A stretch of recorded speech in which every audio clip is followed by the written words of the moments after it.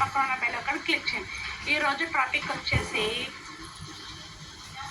మన మీద ఎవరైనా సాడీలు చెప్పారని మనకు తెలిస్తే వాళ్ళతో స్నేహం చేయరాదు.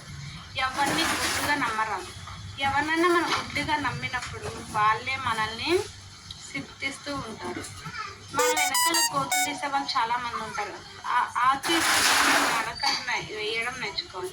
మన మీద ఎవరికన్నా లేనిపోని సాడీలు చెప్పినప్పుడు వాళ్ళు మనకు శత్రు మనల్ని అవమానిస్తున్నారని తెలిసినప్పుడు వాళ్ళని దూరం పెట్టుకుంటేనే మంచిది. వాళ్ళు ఎవరైనా వచ్చి మన నిజ జీవితంలో వాళ్ళు ఎవరైనా అవమానించినప్పుడు వాళ్ళు ఎందుకు అవమానిస్తున్నారని మనకు అడగాలి.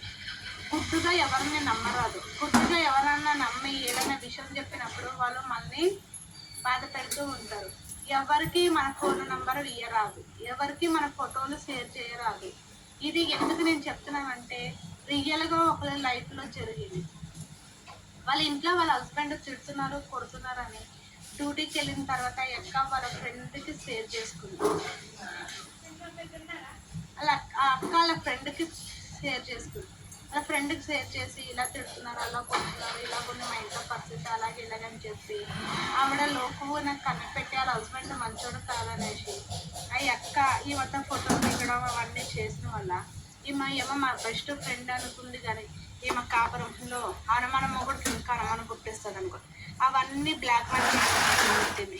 ఈమె ఏమో తప్పు చేయకపోయినా కానీ అన్నీ చేసింది ఇవడే అనేసి నిందలు వేసి మొదలుపెట్టింది. డ్యూటీలో అల్లకొల్లరం లేపేసింది. నలుగురిలో బతకకుండా చేసింది.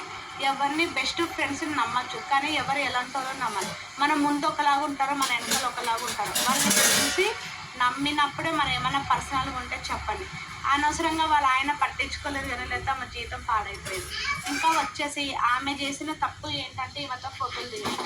ఈమెతో ఆమె ఫోటో దిగితే ఎవరితో దిగినట్టు ఆమె పుట్టించింది. ఆఖరికి అవన్నీ కలకాల పుట్టించి డ్యూటీలు అవన్నీ అందరికీ చెప్పేస్తా అంటే 50,000 నెట్ క్యాష్ అడిగితే 50,000 లేవని ఆమె పుస్తకాలు డ్యూటీ పెట్టి ఆవిడకి ఇచ్చిందంటే ఇచ్చినాక 10 మందికి చెప్పి ఇలాగ అలాగని చెప్పి వాళ్ళ ఆయనకు చెప్పినాక నేను తాగి నిన్ను కొడుతున్నా కానీ నువ్వు ఎలాంటిదానో నాకు తెలియదని ఆమె జుట్టు పట్టుకుని కొట్టినాక వాళ్ళ క్షమించినాక ఇలాంటి వాళ్ళు ఉంటారు. జాగ్రత్త. ప్రతి డ్యూటీలోనే ఉంటారు.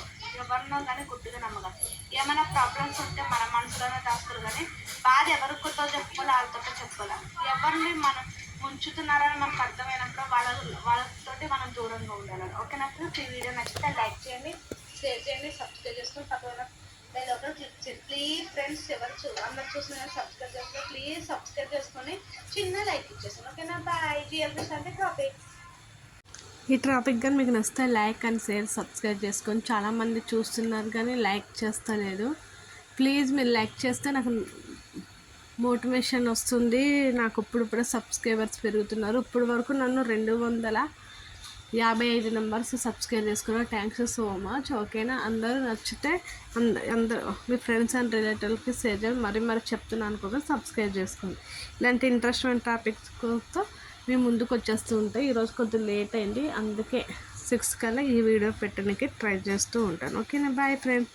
Thanks so much. అందరికీ గుడ్ ఈవినింగ్.